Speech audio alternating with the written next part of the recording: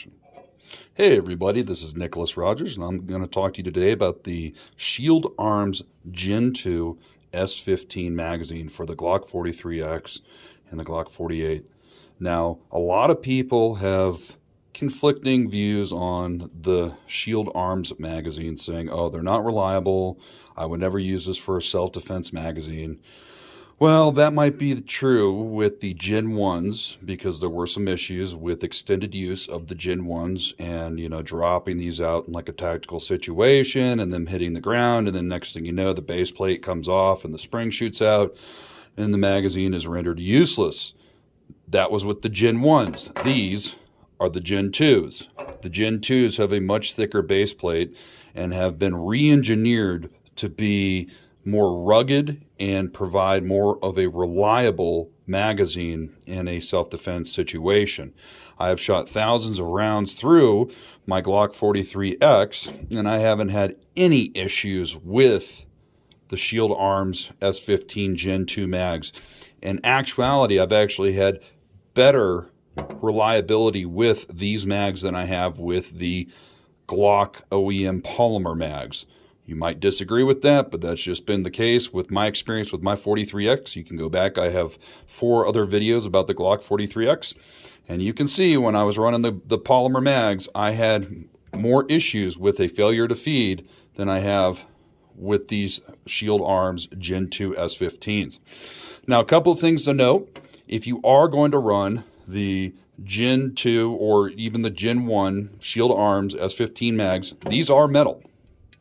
These are metal magazines, and so it is highly recommended that you swap out your magazine release button from the polymer GLOCK OEM to a metal mag release button. When you do this though, one of the big things that I will say that I've noticed myself and other people that I've seen do reviews on this is once you switch over to a metal mag release button, using the GLOCK polymer mags is a no-go.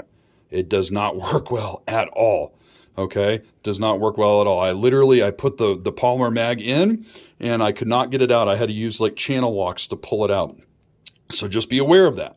Once you go metal mag release, those polymer mags more than likely are not going to be working inside of your GLOCK 43X.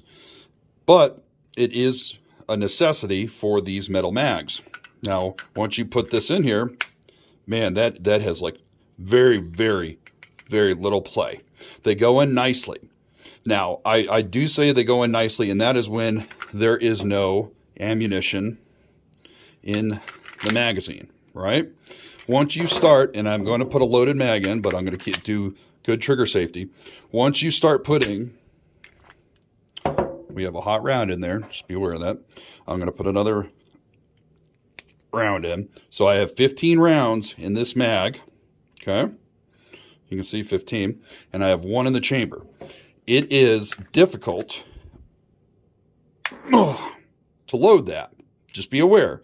And that's because there is so much pressure on the magazine spring by having 15 rounds loaded into this magazine. So there's a lot of pressure putting upwards. So just be aware that once you have a round in the chamber and you are loading a loaded magazine, it will be difficult. But without a loaded mag, goes in super easy and whoop, comes out very, very, very simply. Doesn't bind up at all. I would totally trust this in a conceal and carry environment. And that's what I got it for. So that's just a quick tabletop review of the Gen 2 S15 mags by Shield Arms. Highly recommend. I'm Mr. Body Catcher, Slaughter Gang Soul Snatcher. Ain't no regular F-150, this a fucking raptor. No capper, street singer, not a rapper. Chopper hit him and he turned into a booty clap.